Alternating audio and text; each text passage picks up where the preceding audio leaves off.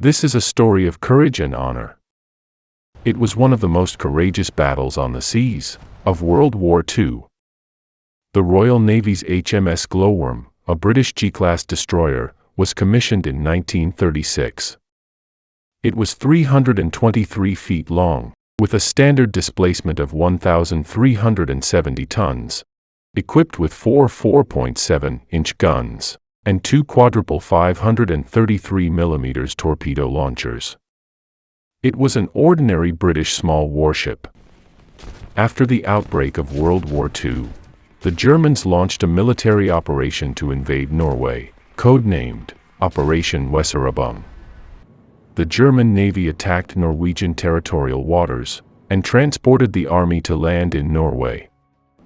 The Royal Navy launched Operation Wilfred to blockade Norwegian waters with mines to keep the German Navy in check and prepare the British Navy for further naval operations. HMS Glowworm was part of this operation and was part of the cover fleet with HMS Renown as the core. On April 6, 1940, when the weather was bad and the wave was high, one of the sailors on board the Glowworm fell into the water, and the captain of the ship, Lieutenant Commander Roop, had to apply to leave the convoy and search for the sailor who fell into the water. In this way, the Glowworm was separated from the fleet and carried out the mission alone. The Glowworm searched for a whole day, but could not find the sailors. One day later, on April 8th, the weather started to clear up, but the Glowworm was still unable to catch up with her fleet. And at 7:59 a.m., the Glowworm suddenly found an unidentified warship. Although the other side claimed that it was the Royal Swedish Navy, by a light signal, it turned around and fled to the northwest quickly. In fact, it was the German naval destroyer, Hans Ludemann.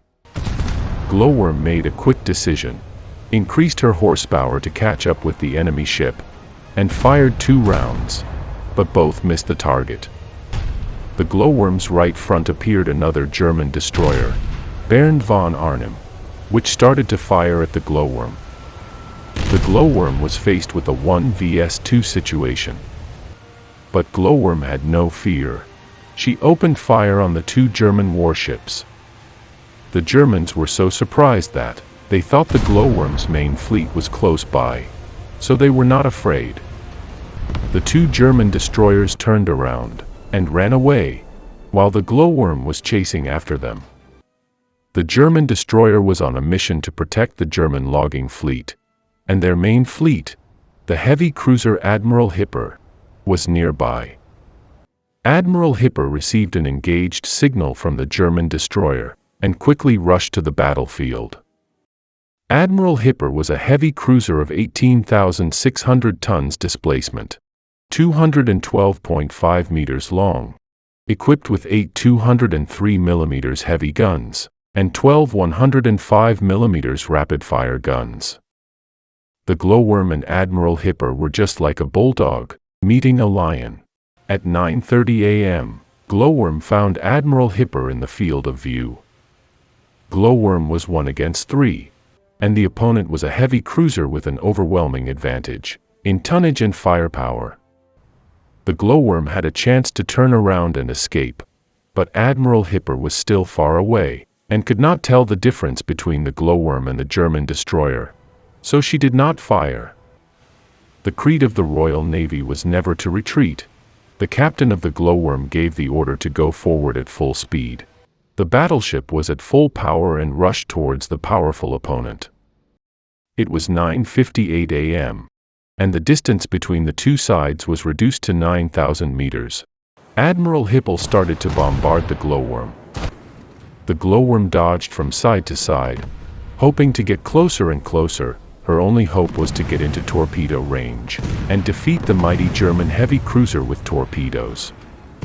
Admiral Hipper's 4th salvo finally hit the Glowworm. The 203 mm shells swept across the tiny British destroyer. The bridge, radio room, forward main gun, and even the mast of the Glowworm were all shot to pieces, and many officers and sailors were killed instantly. and many were seriously wounded. Captain Roop was also wounded. He ordered the smoke to be released and zigzagged forward, hoping that the smoke would protect the glowworm from the shelling. The Admiral Hipper was equipped with a radar fire control system, so even with the smoke cover, the glowworm was still under fire. But the smoke was also a source of fear for the Germans, as the glowworm were already in torpedo range, and could have fired their torpedoes at any time, as they were hiding in the smoke. Admiral Hippel's commander, Hay, ordered the ship to reorient her so that the bow was always facing the glowworm, to reduce the chance of being hit by torpedoes. This decision also prevented most of Admiral Hipper's guns from firing at the glowworm, reducing the pressure on the glowworm. At 10:10, glowworm entered 800 meters from the Germans, and glowworm quickly fired 4 torpedoes. The German sailors on board Admiral Hipper were shocked to see the torpedoes trailing a terrible course towards them, and rushed for cover.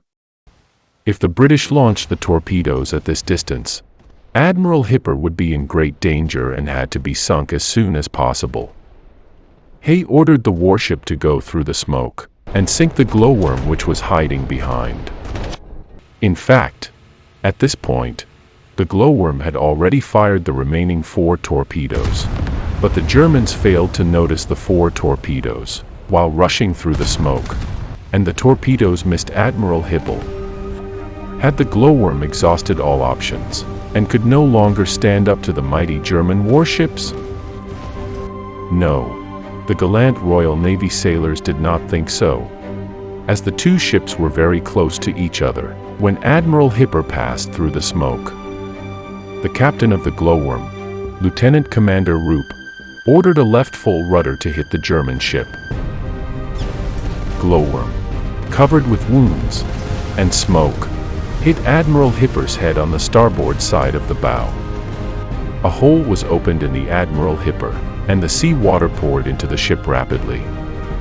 The German damage control team immediately closed the watertight doors to prevent further damage. After the collision, the glowworm's bow was completely damaged, and the glowworm, which was already heavily wounded, finally lost control of the ship and began to sink rapidly as seawater poured in. The surviving British sailors struggled near the sunken wreckage of the glowworm. German Commander Heyer ordered the lifeboats to be lowered to rescue the men. The German Navy rescued 40 British sailors, many of whom were seriously injured. In all, 109 British sailors were killed in the battle. The only loss of life for the Germans was a sailor who fell overboard during the collision. The heroic captain of the glowworm, Major Roop, drowned from his wounds while the Germans were trying to get him on board. The sailor died in the ocean. The heroic acts of the British were respected by their opponents. The German Navy settled the surviving British sailors in an honorable way, and German Commander Heyer also sent a personal letter to the British government through the Swedish Red Cross. He wrote, "I request the British government to award the captain of the glowworm, Lieutenant Commander Gerard Broadmead Roop, for his bravery, which is worthy of the high honor of a sailor." After the war, Lieutenant Commander Roop was awarded the Victoria Cross, the highest medal in Britain, and was the first person to receive the Victoria Cross in World War II. All the sailors on board the glowworm will forever be remembered for their bravery.